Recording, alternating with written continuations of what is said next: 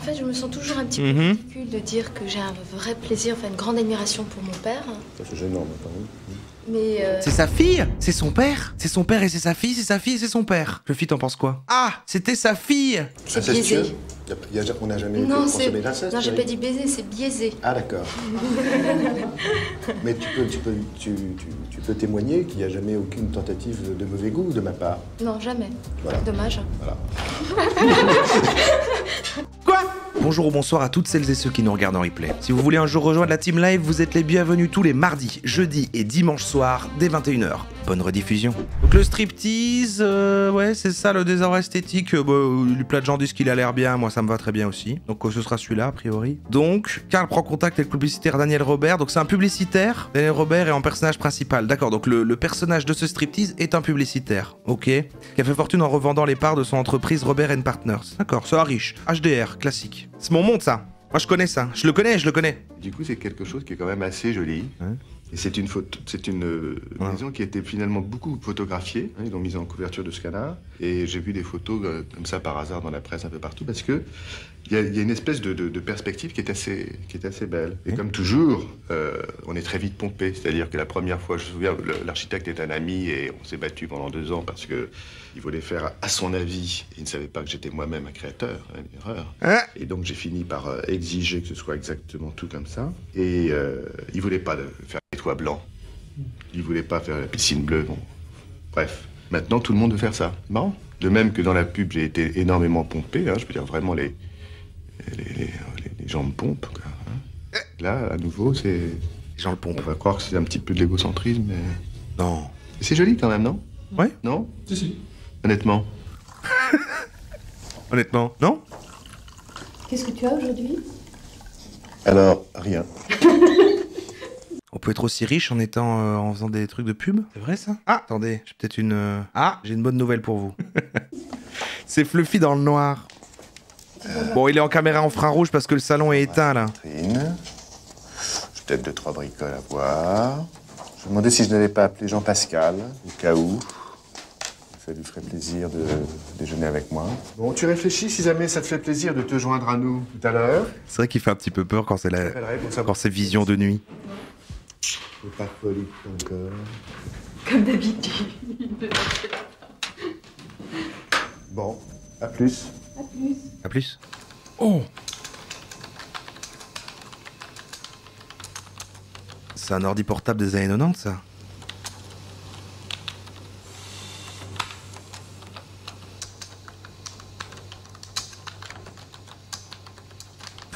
Et regarde Fluffy.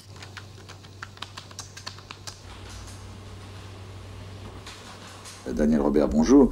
Alors, vous êtes publicitaire, vous êtes l'auteur de toutes ces publicités qui sont rentrées un peu dans notre quotidien, que ce soit Bison Futé, Un verre ça va, 3 verres, bonjour les dégâts, Au secours la droite revient, la SNCF, on vient d'entendre, c'est possible. Vous avez arrêté la publicité finalement, je crois, en 1990. Alors, je voudrais savoir si vous arrêtez la publicité parce que finalement c'est un milieu qui vous écœure un peu, quoi, parce qu'on y raconte un peu des fariboles, ou si c'est parce que vous aviez gagné suffisamment d'argent pour pouvoir faire autre chose. La deuxième proposition, je pense. Les 3. Vous avez cité 2 éléments, je dirais qu'il y en a 3. D'abord parce que tout à fait au début de ma vie professionnelle, c'est vrai, l'anecdote, je ne sais pas si elle intéresse quelqu'un, mais je me suis mis à travailler simplement parce que j'avais une femme et des enfants, mais je n'avais pas vraiment programmé l'idée de travailler. Alors, on est peut-être quelques-uns autour de la table. Bon. Donc au départ, je m'étais véritablement programmé pour autour de 40 ans, retrouver ma vie d'adolescent, c'est-à-dire être assis sur des caisses, dessiner et peindre. Donc ça faisait partie de mon projet. Ah ouais, un vrai artiste quoi à la base en fait.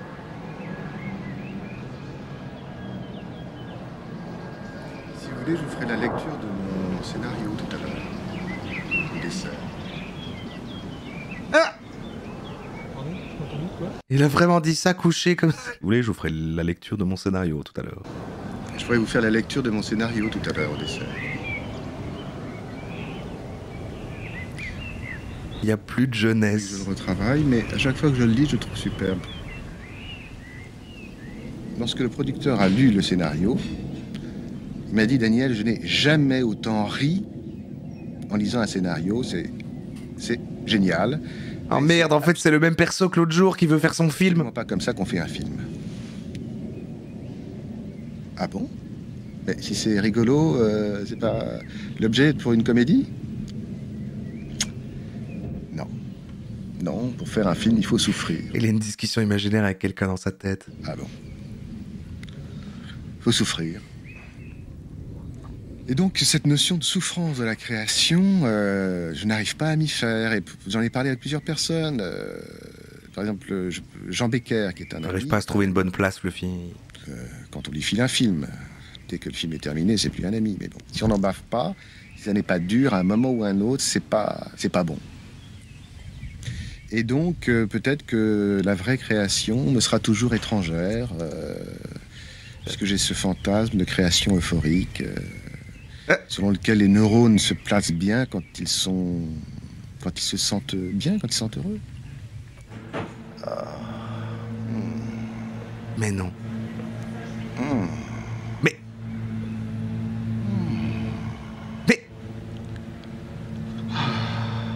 Il est en train de pisser.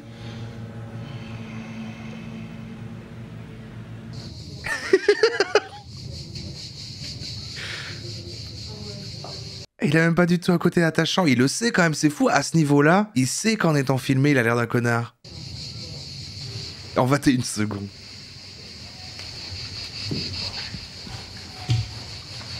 Et il a de la thune. Voulez-vous venir à table? Moi, j'avais pris la décision avant, j'ai quitté avant, pour une raison, effectivement, que tu as évoquée, à savoir que moi, j'ai envie de créer. Et simplement réussir, je trouve ça vulgaire. Voilà. Mais ça, c'est notre maladie, hein, on ne soignera pas. Il a vraiment le truc du mec de la pub qui fait du... Mais qui en fait à la base... Non, moi c'est vraiment les idées en fait. Moi c'est les idées qui m'ont amené là-dedans. C'est vraiment le... C'est créé en fait. Et puis quand j'ai compris qu'en fait j'étais à la solde des business, alors que moi je veux faire de l'art. Quelque chose qui est en train de se terminer. Moi aujourd'hui, ce dont je rêve, c'est de pouvoir avoir la force personnelle de vivre indépendamment de ce qui sera reconnu. Extraordinaire.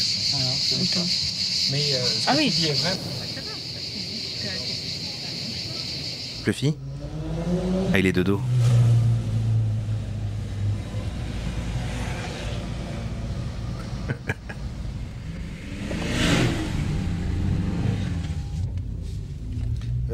Jean-Jacques, est-ce que Alain est arrivé? Il n'est pas arrivé? Bon, tant mieux, je vais essayer de le joindre pour lui dire que je suis en retard. À part ça, est-ce que tout va bien? Tranquille. Mademoiselle, s'il vous plaît. Est-ce qu'il reste du vin dans la bouteille? Autrefois, je jouais avec mon petit-fils. On jouait à Batman et Zorro. Et alors... À Batman et Zorro. C'est marrant parce que c'est deux personnages qui se ressemblent pas mal. Donc... Qui était Batman? Mon petit-fils était Batman, et moi j'étais Zorro, d'accord? Bon.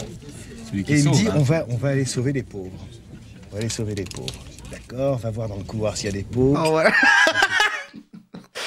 On va aller sauver les pauvres. Bon, bah d'accord, on va voir s'il y a des pauvres dans le couloir. Bon, voilà, puis éventuellement on les sauvera. S'il y a des pauvres, bon, là on pourrait. J'ai ma sieste et il dit, oui, il y a plein de pauvres dans le couloir. Alors je dis, mais écoute, je fais ma sieste, dis aux pauvres de revenir quand ils seront riches. Alors il va revenez quand vous serez riches, revenez quand vous serez riches. Bon, oh, il faudra plus les sauver alors. C'est adorable cet enfant. Il a 3 ans et demi, il parle le français, l'anglais, le portugais. Il me reprend sur mes erreurs de français. Hein, par exemple, l'autre fois, nous prenions un petit déjeuner. Et comme la bonne n'était pas encore là, nous pouvions être comme si nous étions chez nous. Et la bonne. Donc nous étions dans la cuisine, normaux. Et il me dit... Pour moi, personne à la base, surtout quand il explique son parcours et de comment il en est arrivé là, machin, il n'a pas toujours parlé en disant nous étions à table et des trucs comme ça. Un autre tabouret, mais pourquoi? Parce que celui-là est instable. 3 ans et demi. Pardon. Je vais finir par croire que, quand même, le grand-père y est pour quelque chose, non? La bonne. Il y a quelqu'un? Il va aller sauver les riches, les pauvres. Alors, donc, les genoux un peu pliés, cambrés. Un sein qui regarde la lumière, l'autre qui me regarde dans les yeux, le nez, la souris. Superbe. Bascule un peu la main. Voilà. Mais là, il crée, là. Mais alors pourquoi on n'arrête pas de tomber sur à chaque fois d'autres photographes qui photographient des meufs? Pourquoi il a pas dit qu'il était riche maintenant, il voulait créer, il fait des photos de femmes? Parfait. Un peu plus de profil pour moi, s'il te plaît. Excellent. Jette tes seins vers le ciel. Le nez. Voilà. Jette tes seins vers le ciel. C'est bien. Ouais. Oui. Parfait. Superbe. Ah. Oui. Ah, film. Mais c'est une chance quand même de pouvoir travailler ensemble, non? Ou pas, honnêtement. Moi, c'est ce que je disais hier à notre ami. Je crois que si je n'avais pas la chance de pouvoir travailler avec Catherine, je ne le ferais pas. J'aurais l'impression de retravailler vraiment. Tu vois ce que je veux dire? En fait, je me sens toujours un petit peu ridicule de dire que j'ai un vrai plaisir, enfin une grande admiration pour mon père. Ça, c'est gênant, mais quand même. Mais c'est vrai que... Ouais. Ben, les gens, ils pensent... C'est sa fille? C'est son père? C'est son père et c'est sa fille, c'est sa fille et c'est son père. Le fille, t'en penses quoi? Ah, c'était sa fille! Toujours que c'est... Attends, qu'est-ce que ça change du coup là? Parce que... Ok. Ah, ça n'arrange rien, ça empire la situation. C'est biaisé. On n'a jamais... Ou alors, c'est nous qui avions un regard, voilà, alors que, bon, bah, c'est que, voilà, c'est comme jouer à Batman et Zorro. C'est comme jouer à Batman et Zorro pour lui. Non, j'ai pas dit baiser, c'est biaisé. Ah, d'accord. Mais tu peux tomber d'inceste. Non, je pense toujours que c'est Incestueux? biaisé. On n'a jamais Non, consommé d'inceste. non, j'ai pas dit baiser, c'est biaisé. Ah, d'accord. Mais tu peux témoigner qu'il n'y a jamais aucune tentative de mauvais goût de ma part. Non, jamais. Voilà. Dommage. Voilà. Quoi? Non, mais vraiment, il y a un truc, il y a un élément qu'on n'a pas. Il y a un élément qu'on n'a pas, c'est pas vraiment son père. Mais... Je connais des gens dans cette profession, qui est mon ancienne profession, qui sont devenus des pauvres perroquets à la peau fripée, qui se lèvent le matin et disent « Ah, c'est formidable, c'est un métier de jeune !» Non, pitoyable, non? Oui, d'ailleurs, ça rejoint c'est la raison pour laquelle on s'ennuie jamais. On ne s'ennuie jamais. C'est vrai que si tu avais continué, bon, peut-être que ça aurait été une histoire... Ça n'aurait pas été toi, ça aurait été une histoire totalement différente, avec... des conventions et... Ah, c'est genre... Ah oui, non mais c'est pas forcément ça, mais vous soutenez la théorie par exemple que ça pourrait être son beau-père qui l'a élevé comme sa fille par exemple pour... L'autosatisfaction aussi, ça c'est une chose que j'aime beaucoup chez toi. Mon autosatisfaction. Ça ne serait pas mieux, ça serait peut-être même encore pire. J'arrive plus à classer par ordre de qu'est-ce qui serait pire. Non, justement. Ah, j'ai peur. Non, parce que j'ai horreur de l'autosatisfaction. On va aller voir son Wikipédia après. Ils disent de Daniel qu'il est mégalo, ce qui est complètement faux. C'est quelqu'un qui n'est pas autosatisfait, jamais suffisant. Il faut toujours il ne va pas se complaire dans le fait de dire voilà, je réussis dans telle chose et puis voilà. C'est la simplicité.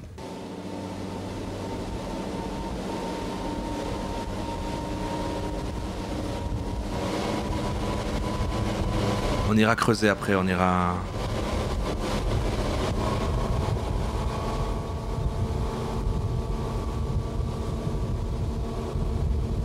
C'est vrai que c'est curieux, après tant de temps, de ne pas s'ennuyer ensemble. Dire qu'on se voit très peu, c'est ça qui est agréable. Non, mais c'est vrai quand même. Hein, honnêtement.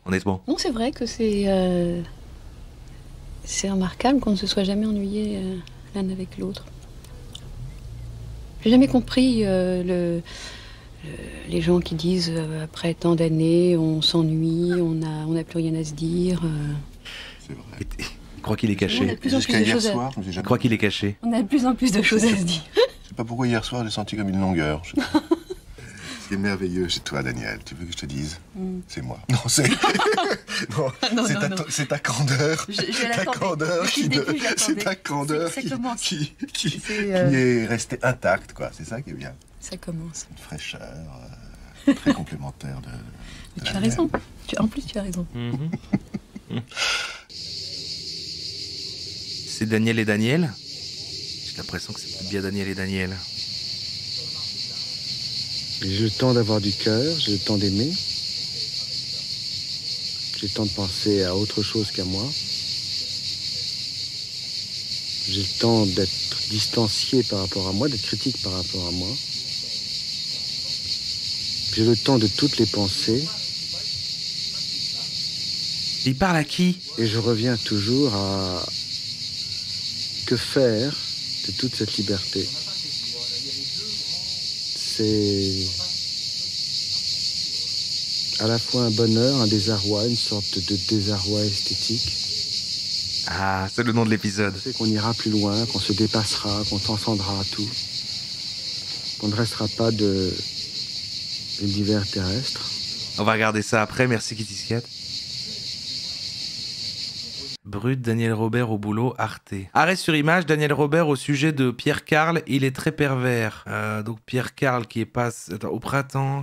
Carl prend contact avec le publicitaire Daniel Robert qui fait fortune en revendant les parts de son entreprise. Le film pour l'émission Brut d'Arte, mais ensuite ça devient le truc de striptease. 5 semaines plus tard, ça tourne striptease, personnage principal, il revient sur le tournage de cet épisode. Ok, regardons ça alors, ok. Est-ce que vous permettez que je dise 2 mots sur la façon dont j'ai été amené à participer à ce film? Je reviendrai à ma question. Parce que je trouve que Pierre Carl, le réalisateur, est arrivé en tapinois d'une façon assez maligne. Et je crois que, comme certains artistes, le fait de choisir son sujet, c'est très important. Ensuite, on verra si celui qui a été portraituré est content ou pas. Et donc, il est venu, dans un premier temps, avec une caméra très discrète. Et il a dit, ce sera un sujet pour Brut. C'est-à-dire... Feu, l'émission d'Arte, oui. L'émission d'Arte. C'est-à-dire qu'on a 3 minutes, plan séquence, sans aucune coupure. Et le sujet qui est passé, c'était théoriquement un portrait de moi. Et on voit ma fille pendant 3 minutes, et on m'entend en off. Ce qui veut dire que je me suis dit, il n'y a pas tellement de manipulation, il est assez discret, il est bien élevé, ce garçon. Donc, il a réussi à me convaincre en disant, écoutez, on va vous offrir un portrait. Quel plus beau cadeau vous pouvez offrir à vos enfants. Qui ça? Dire, oui, formidable. Qui peut dire, voilà, je vais avoir une équipe qui pendant 5 jours va tourner. Bon. Et puis, vous verrez, de toute façon... Merci Chabouya pour le Prime.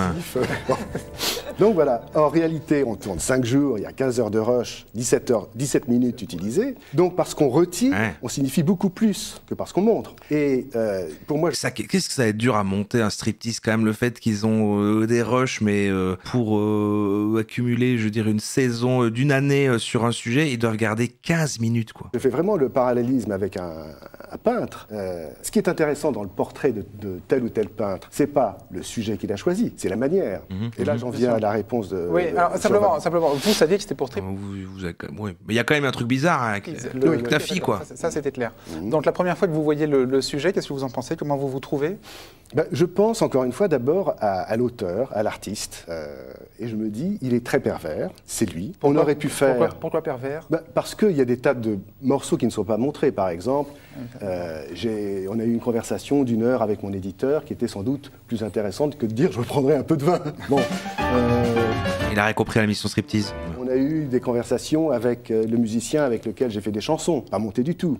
Il y a eu plein de choses où il y avait d'autres aspects que passer du temps sur une piscine, qui n'ont pas été montrés volontairement parce qu'il y a une espèce de regard pervers. Oui, donc, puis on sent bien qu'il y a une volonté de montrer une certaine image de vous, c'est clair, la piscine, la chaise longue. Mais il l'a fait, ça. L'autosatisfaction. Exactement. Alors, je ne sais pas si, on ne se connaît pas, hein, je ne sais pas si dans la vie vous êtes naturellement autant autosatisfait, mais c'est ce qui transparaît de ce portrait.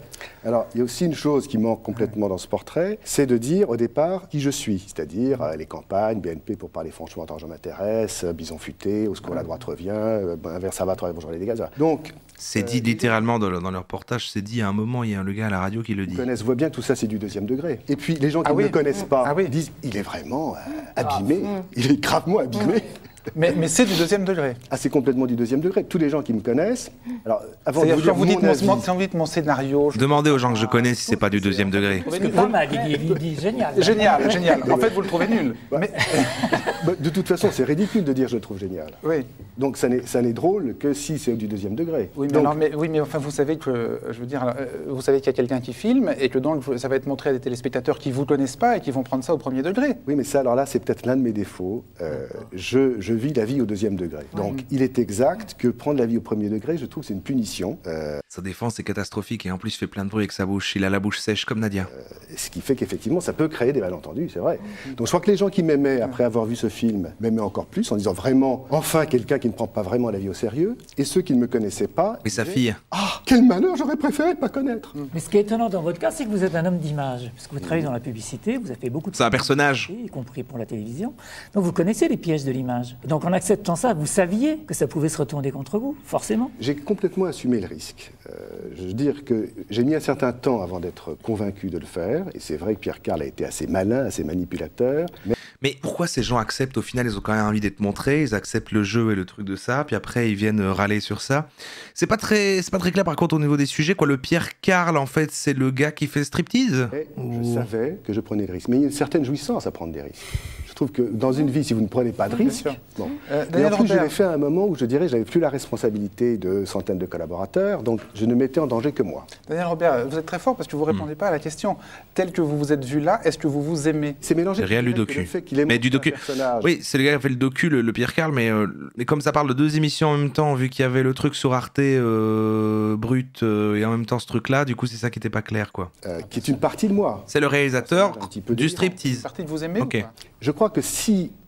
lui qui l'a convaincu de... Voilà. Je n'aimerais pas, je trouverais ça. Ah, il a fait les deux. D'accord, il était là pour faire un truc pour Arte, et il a fait, est-ce qu'au passage, je peux aussi prendre des images, elles vont aussi servir à l'émission Striptease. Et c'est comme ça qu'il a fait, d'accord. Okay. C'est répugnant, assez luisant, obscène, révulsif, gerbant. Mais comme ça n'est pas du premier degré... Est-ce que vous l'avez vu avant diffusion à la télévision?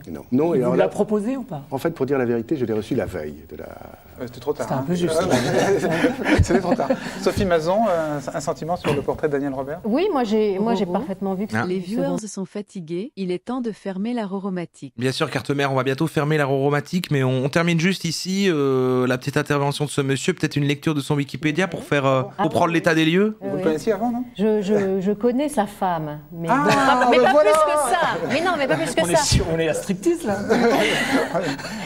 Incroyable. Daniel Robert est également, donc Daniel Robert, le gars là qui se défend mal, est également un artiste digital sous le pseudonyme de Lou Blitz. Il utilise aussi dans la photographie, il se spécialise dans la représentation de femmes nues. D'accord. Mais dont sa fille. Que ça, je veux dire.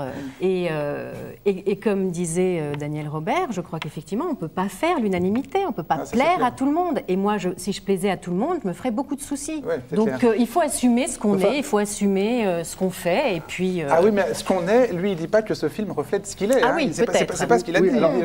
Oui, effectivement. Alors, bah si, parce que s'il vit au 2e degré et que là, le truc était comme ça, en fait, ça reflète ce qu'il est, vu qu'il vit au 2e degré et qu'il s'est monté au 2e degré. C'est intéressante quand on est des gens qui analysons les images, qui sont comme des obsédés visuels, c'est que ce qui est montré, ça a l'apparence de la vérité. Et d'une certaine façon, c'est authentique, car ces images n'ont pas été inventées. Même si je joue le 2e degré, j'en ai pris le risque. C'est une catastrophe. Hein. Et c'est faux parce que ça n'est pas exhaustif. Bien sûr, ça c'est le principe du montage. Hein. Et oui. Et donc... Pourquoi il a eu toute une séquence sur un plateau là où il peut venir se justifier de ça et que pourquoi ça existe ce moment en fait? Donc il y a véritablement une écriture, une manipulation formidable du sens à travers la juxtaposition des images. Par exemple, ce sujet est passé dans une émission de striptease en question, et juste après, ils avaient montré des gens extrêmement pauvres, malheureux, mal à l'aise, etc. C'est le principe d'arrêt sur image. Okay. Mais je connais pas mais c'est vrai que le nom. Okay. Ce qui était une façon de renforcer encore la haine que le sujet pouvait dégager auprès de gens qui disaient mais qui c'est ce mec? En plus, on ne dit même pas que je suis un inventeur publicitaire, on ne dit même pas que je suis un créateur. Vous avez plein de fric. Je dis voilà, c'est un gros répugnant. Un inventeur publicitaire. Content, je sais pas, il est peut-être dans le sentier. Oui, mais alors ça sur la piscine, la villa, qui sont des images très connotées et très violentes aux yeux des gens qui n'ont pas de piscine et pas de villa, ça vous savez bien qu'il n'y aurait pas de 1er ou 2e degré et que ce serait pris comme des images extrêmement agressantes. C'est une émission qui critique la télévision. Oui. Ah, tu veux dire comme Touche pas à mon poste? L'émission de Baba, c'est la même chose, arrêt sur image et Baba? Oui, peut-être un petit goût de la provocation. Pareil. Je vais, ok. Un peu publicitaire, non? C'est Baba. Vous trouviez qu'à l'époque, il y en avait peut-être trop sur ces gars-là et pas assez sur vous? Non, c'est pas ça. C'est que je pense qu'il ne faut pas non plus culpabiliser. C'est la même ambiance. Parce qu'on a la chance de pouvoir se tourner les pouces. Je crois que ça, c'est justement l'espèce de terrorisme intellectuel qui dit, alors, on n'a pas le droit de montrer qu'on aime bien rigoler. C'est pas sérieux, donc c'est pas sérieux. Bon, bref, on a compris, j'ai envie d'aller voir son wiki. Et qu'est-ce qu'il fait? Attends, je vais rallumer. Hein. Le wiki, donc, comment il s'appelle déjà? Daniel Robert, publicitaire en parenthèse. Et putain, il a 76 ans maintenant. Ah, le temps file. Hein. Il est élève de l'école de communication Saint-Luc, université catholique de Louvain, à 22 ans. Ah, c'est presque la même école que moi. Moi, c'est aussi ça, mais c'est à Liège. On a presque fait la même chose, quoi. En tout cas, c'est le même niveau. Nationalité française. Non, il est pas belge, il est français. C'est juste... Ah, pour le coup, du coup, il avait pas d'argent. Il a fait comme plat de français et il vient étudier dans les écoles de genre Saint-Luc et tout, parce que c'est moins cher que les écoles de ce genre-là en France. Il y a plat de français chez nous. À 22 ans, puis voilà. Ok. Il rejoint le groupe Publicis. J'ai fait mon stage. À un moment chez Publicis. Finalement, en fait, on est presque pareil, lui et moi, en fait. C'est pour moi, pour moi, je serai plus tard, je serai lui, en fait. Je serai lui, je crois. Ah, il n'y a pas grand-chose, en fait, sur un portrait de Daniel, voilà. 96, il est le sujet d'un reportage de Pierre Carl pour l'émission Striptease. Daniel réagit lors d'une émission Arrêt sur image, décrivant le réalisateur comme quelque peu pervers et affirmant jouer au second degré pendant tout le documentaire. C'est vraiment ce qu'il a dit, ok. Moi, je suis au second degré. Moi, je supporte pas le premier degré. Et lui, il fait des photos de sa fille, moi, je fais des photos de Fluffy. Donc, c'est pareil, en fait. Faire des photos de Fluffy, c'est la même chose. Et alors, j'arrive pas à trouver son truc avec ce qui fait son nom là, Loublitz. Ah voilà, c'est écrit là. Daniel est également un artiste digital sous le pseudonyme de Loublitz, qu'il utilise aussi dans la photographie et se spécialise dans la représentation de femmes nues. On va aller regarder ça tout de suite. Ah, pas les femmes nues, mais ce qu'il fait en tant que Loublitz, quoi. Il y a lui qui est là, il y a encore un téton ici. C'est sa fille, ça? Est-ce que c'est sa fille qui l'a fait en vectoriel sur Illustrator? Daniel Roberts on LinkedIn, God Save Loublitz. Ah, c'est ça qu'il fait. C'est une catastrophe. Pardon Daniel, pardon Loublitz, c'est compliqué quoi. De Daniel Robert à Loublitz, quand le destin s'en mêle. Pour parler franchement, votre argent m'intéresse, la voix d'un publicitaire adepte du vrai, à l'aube d'un bouleversement. Acceptez l'évidence. Ah c'est ça, c'est lui là. Des clichés avec passion.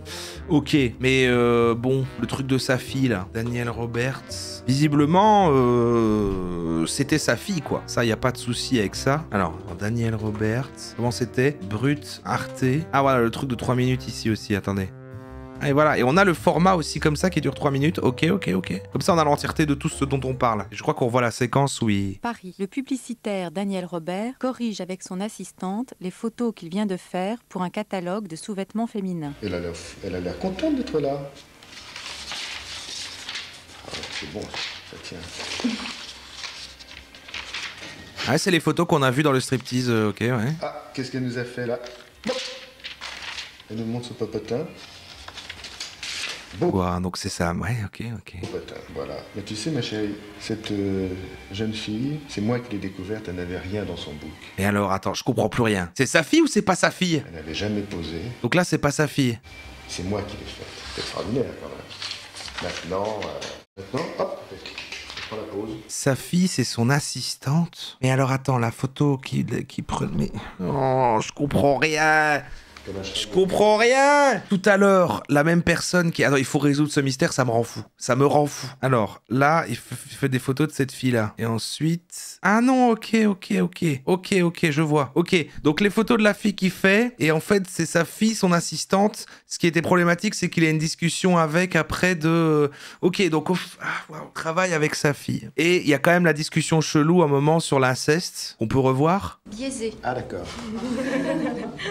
Mais tu peux témoigner qu'il n'y a jamais aucune tentative de mauvais goût de ma part. Non, jamais. Voilà. Dommage. Voilà. Donc ça, c'est sa fille. Il y a quand même un problème dans cette situation. Mais finalement, il n'y a que ça qui se passe parce que l'autre personne... Ah, donc là, elle est là aussi, du coup. Elle est là, ok, elle est là et ils choisissent à deux les trucs. Mais là, il a le mannequin qui faisait en photo quand il lui disait « mettez tes seins vers le ciel ». C'était pas sa fille, en fait. Elle est remarquable. C'est bon, on a tout répondu, en fait, c'est bon. Bon, moi, j'adoucirais un petit peu le ventre, personnellement. Je le trouve un petit peu fort. Ah, entre son père et les modèles. Ah, vous croyez qu'on a aussi déformé ça? Bon, ça devient compliqué. Après, pour moi, de toute façon, il est au 2e degré tout du long, donc il n'y a pas de souci.